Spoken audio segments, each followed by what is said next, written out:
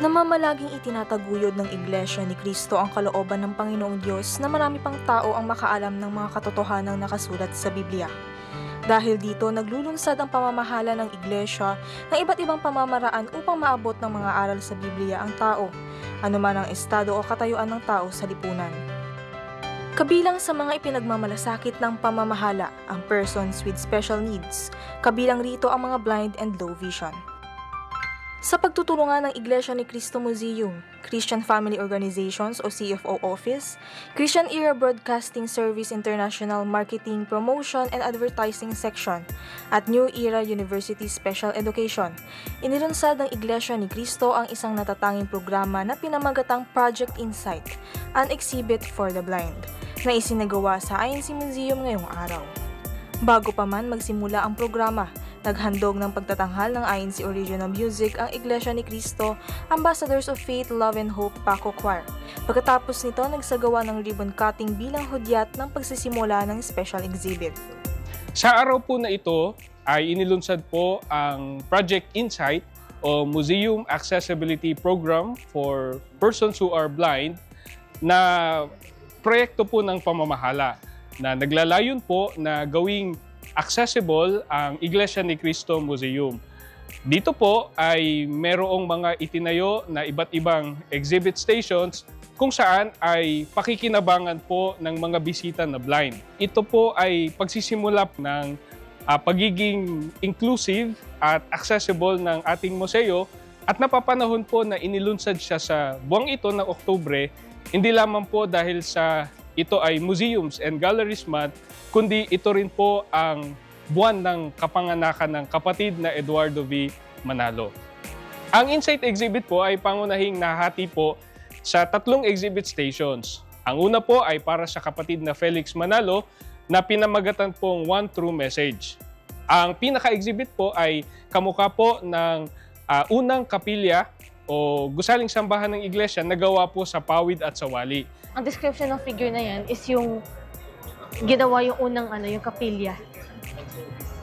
Yung pagko-construct po ng unang kapilya ng Iglesia ni Cristo po.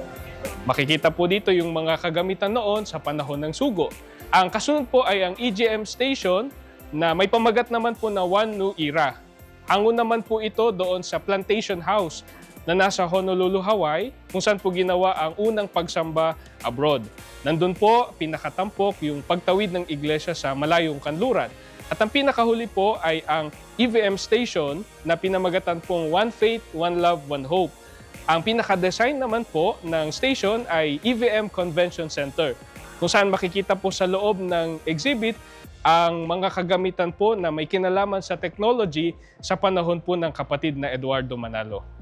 Sa pamamagitan ng special exhibit na ito, nabigyan ng pagkakataon ng mga kaanib, maging ang mga hindi kaanib sa Iglesia ni Cristo na blind and low vision, na manamdaman at marinig ang mga nilalaman ng special exhibit. Inihanda rin sa event na ito ang tactile floors at audio narratives, mayroon ding braille captions and sensory tools sa bawat display sa museum.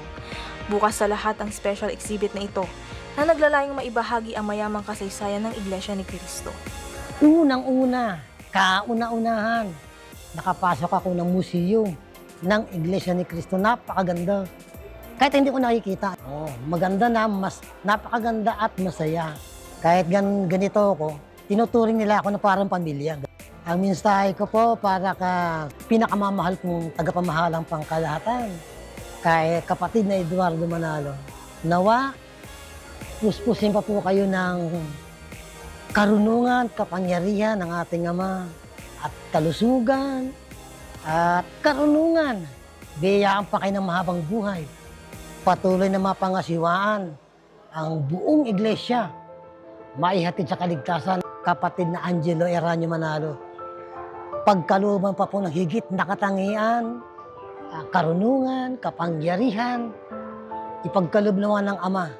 Kaya patuloy na maging katuwang ng pamamahala sa pangunguna sa iglesia, sa pangangalaga, sa kanyang sakawan ng ating Panginoon sa Kristo.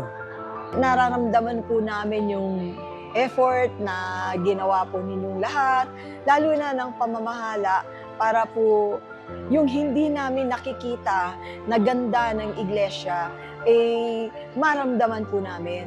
Ibig ko pong sabihin dito, katulad po ng museum, hindi po namin ito nakikita Hindi nakikita ng mga mata.